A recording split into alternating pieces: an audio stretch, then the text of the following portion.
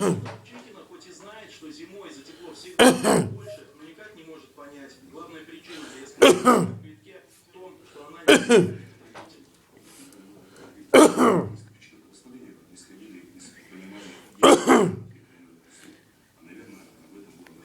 Ого. Задача Ого.